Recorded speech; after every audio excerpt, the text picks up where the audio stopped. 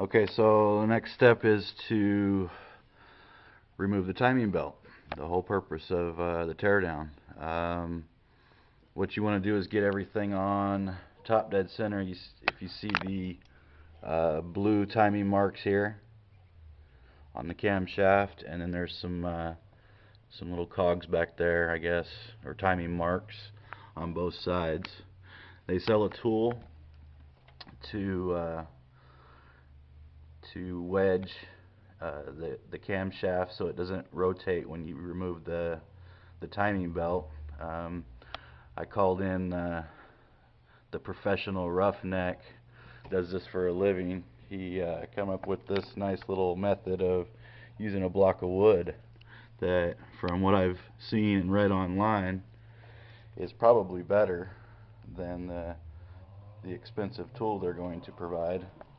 He also assisted or helped me make sure we had it on top dead center. You want to make sure everything's lined up and you're on top dead center of piston 1 before you remove everything. This is the professional here. Help me line everything up. We got that. We're gonna go ahead and, since we got everything off, we're gonna replace this crankshaft sensor. We got 130,000 miles on here, so I don't want to have to go through this whole procedure again just to replace that piece. So we're gonna go ahead and do that. So I'm gonna get started.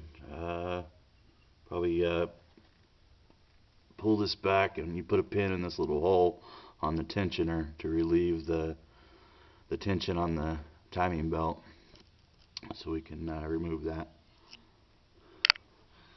So next step.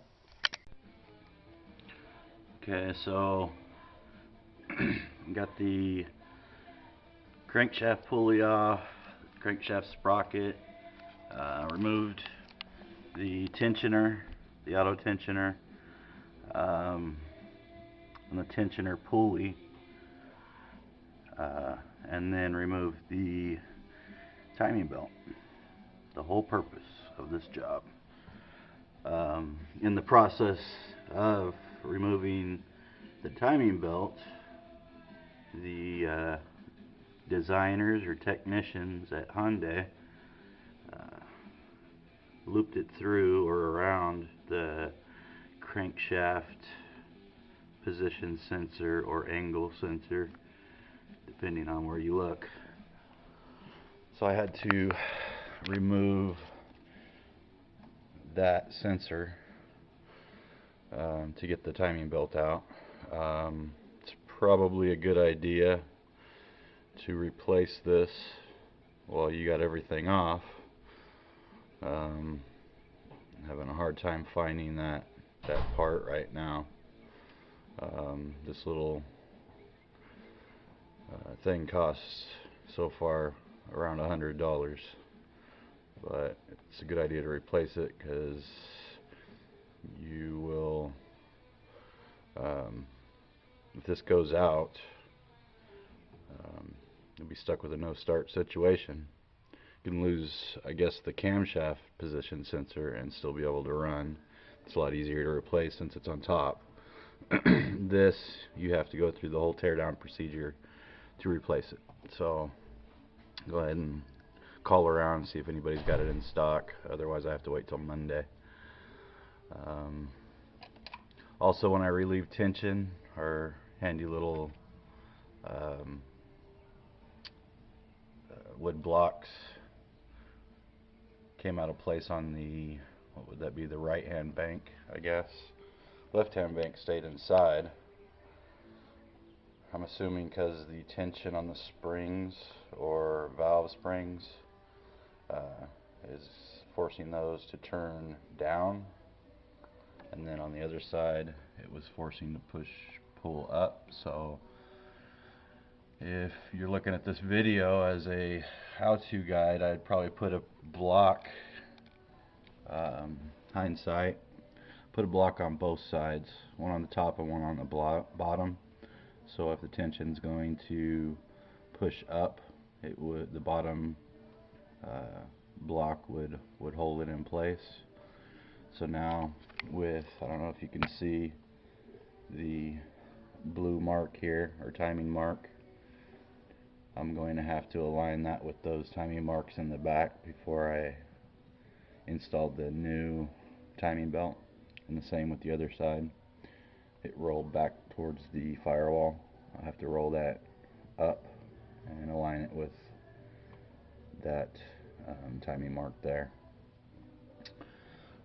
Had to be the one in the back.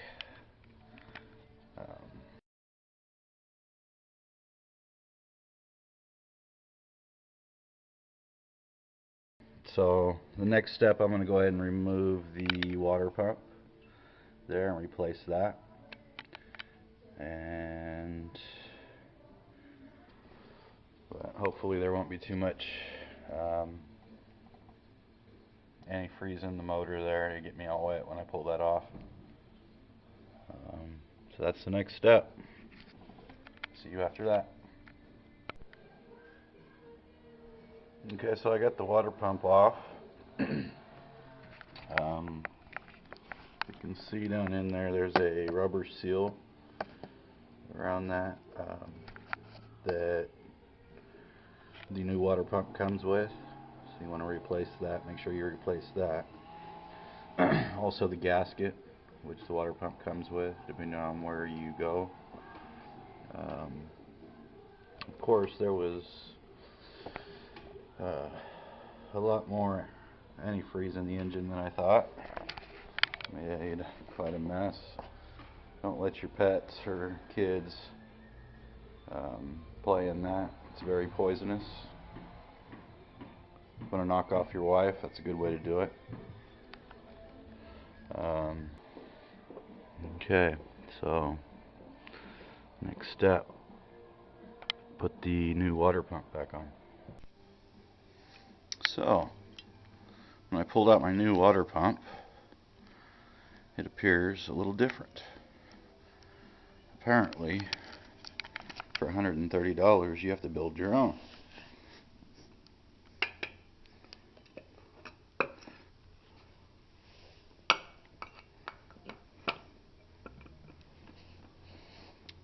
So I guess I gotta take all these tins apart, take that back housing off.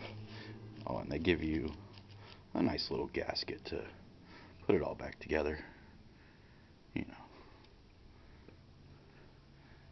because, you know, what do you expect for $130?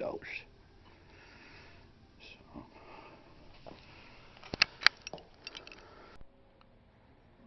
okay, so I removed that back housing from the old water pump. Used a little sandpaper, cleaned it up. Not sure if that's the proper way to do it, but cleaned all the dust and pieces of the old gasket off on both sides.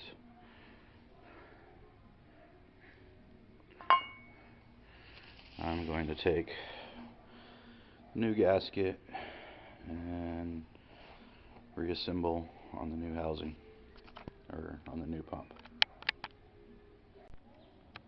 Okay, so I've applied some blue RTV silicone to both sides of the water pump housing. Just a thin layer. You don't want it squeezing off and plugging up your water jacket ports or cooling ports in your engine. Again, I'm not sure if that's the proper way to do this, but I'd rather do this than risk a leak. Okay, so we got the water pump back on. A little tip as far as getting that in and out of there. I didn't take off that tensioner or timing belt pulley next to it. can see here, here in this area, there was a tensioner bracket here. If I would have taken that off beforehand, probably would have been a lot easier to get the water pump in and out. I kind of fought with getting it plugged back into the tube behind this housing because it was bumping on this bracket over here down at the bottom. Trying to get the water pump in there with that in place. As you can see, probably would have been a lot easier had that been out of the way. You probably got to take that off anyways to replace this pulley here. This is the auto tensioner. Put that in a vise, and if you see these little holes here, squeeze that piston back down in there, and you put a pin of some sort in there. I'm going to probably try to use a paper clip or a safety pin to hold that down in there while I put it back in place. Here's the tensioner pulley. That tensioner rides on that right there and pushes up, keeps tension on that. I'm going to replace this pulley here. Got a new one of those. Alright, so we didn't set the pin on the tensioner beforehand, so it's all the way out, the piston's all the way out. So an easy way, I guess another way you could do it is put that back bottom bolt in and then put the tensioner on and then push it down with the pry bore as he's doing right there. Put your other bolt in and you're set. Okay, so we got the belt on. Had a hard time getting the back timing marks lined up because that wood block slipped.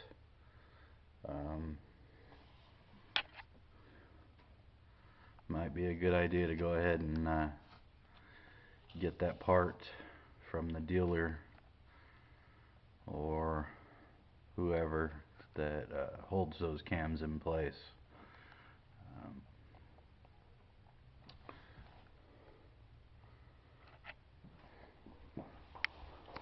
Also, the tensioner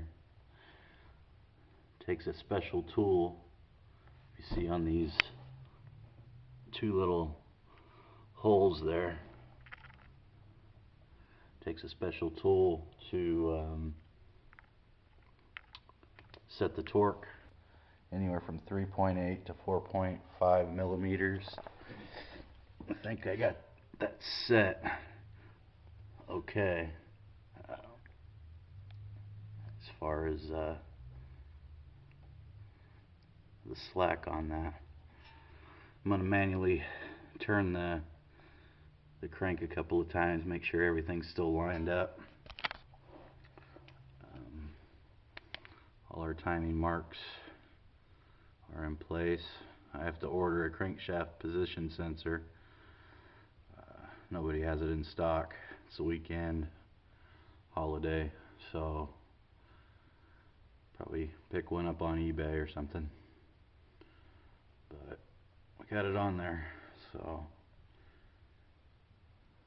now we just start putting everything back together and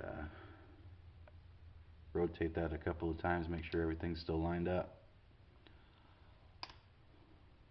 Okay, see part 3 for all of that.